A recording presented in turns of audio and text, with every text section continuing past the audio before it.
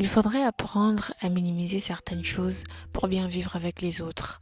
Oui, minimiser, ça veut dire essayer d'ignorer, essayer de faire comme si la chose n'existait pas, essayer de faire comme si la chose, on n'avait pas entendu parler de ça.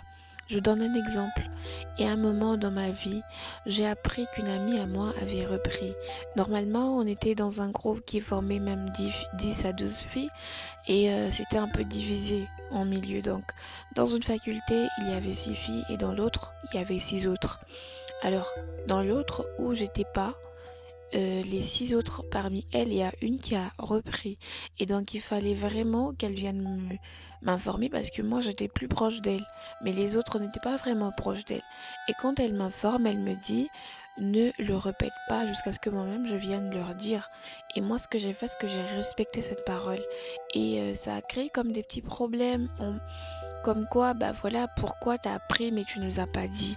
Mais franchement, quand vous dites vraiment, c'est pour dire que il faut savoir vraiment minimiser pour essayer, voilà, d'éviter des problèmes par exemple. Parce que oui, si moi je me prends mon énergie, ma force et je viens t'informer que voilà, elle a dit qu'elle avait repris, mais qu'il ne fallait pas que je te le répète, je pense je pense que quand l'autre personne qui m'a informé de cette nouvelle l'aura appris, elle ne serait elle ne sera pas contente. Pourquoi? Parce que ben oui, elle m'a demandé de ne pas répéter jusqu'à ce que elle-même elle le vienne le répéter. Et puis moi, qu'est-ce que je fais? Moi, je le répète. Et ça, c'est quelque chose qui n'est pas vraiment, mais vraiment cool. Et franchement, moi, ce que j'avais fait à cette époque, ce que j'avais vraiment tenu ma langue, etc. Et les autres sont venus m'interroger par rapport à cette situation-là. Moi, j'ai dit que je savais pas, qu'il fallait aller demander là-bas. Sinon, moi, j'ai aucune information par rapport à ça.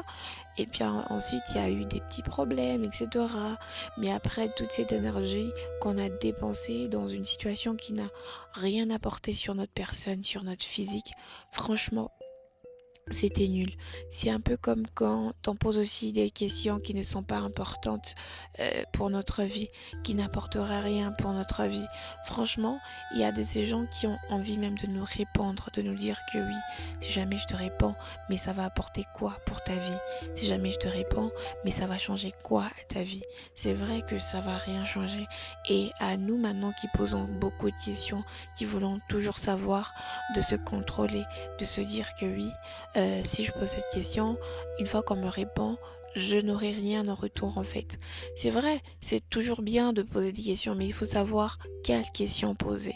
Et il y a des questions vraiment qui sont gênantes, comme pourquoi tu as grossi? Pourquoi tu ne te maries pas? Euh, Tu es assez grande, pourquoi tu sais pas prendre soin de toi, etc. Franchement, ce sont des questions, on pense qu'on fait bien les choses, on pense qu'on booste la personne à aller peut-être se marier ou à faire X ou Y chose, mais on est en train de blesser le moi intérieur de cette personne-là.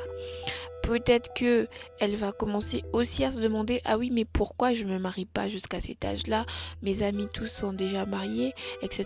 Peut-être que cette personne est en train de poursuivre certains objectifs de sa vie.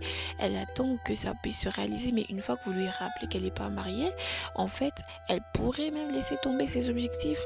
Et une fois qu'elle trouve le nouveau venu, eh ben, elle se lance dans une relation peut-être qui sera toxique pour elle et que normalement son chemin était celui qu'elle était en train de poursuivre, mais que comme vous êtes tellement savant et que vous voulez tellement poser des questions, eh bien vous avez posé votre question à 1 000 € et la personne elle se trouve dans le questionnement et elle se trouve à faire des choses que normalement elle devrait pas faire en temps réel.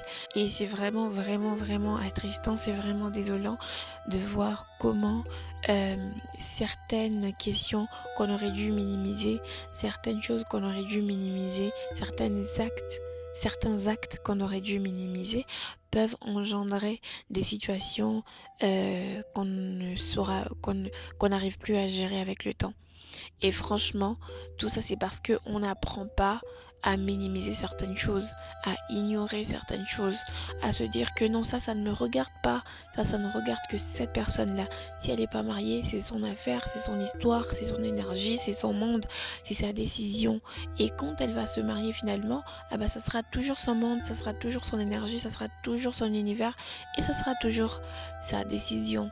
Et franchement, la vie sera plus facile si jamais tout le monde se comportait comme ça. On va faciliter à beaucoup de gens la tâche de bien s'épanouir dans ce qu'ils choisissent de faire, de bien s'épanouir dans leur domaine, de bien s'épanouir sur leur chemin. Les gens ne vont pas se perdre sur leur chemin, les gens ne vont pas se presser dans ce qu'ils ont à faire pour leur vie, les gens vont se concentrer sur leur vie, effectivement parce qu'il n'y a pas de questions vraiment qui ne respectent pas leur... il n'y a pas de questions mal placées, voilà. Donc franchement, la seule leçon que je pourrais donner, c'est que il faut juste apprendre à poser des bonnes questions et à laisser les questions gênantes. Et avant de poser une question, il faut juste se dire, est-ce que quand on va me répondre à cette question-là, moi, j'aurai quelque chose à en tirer dedans? Si oui, d'accord. Et sinon, laissez tomber carrément. Voilà, c'est encore moi. Et j'espère qu'on va se retrouver très très prochainement pour un autre podcast. Bisous.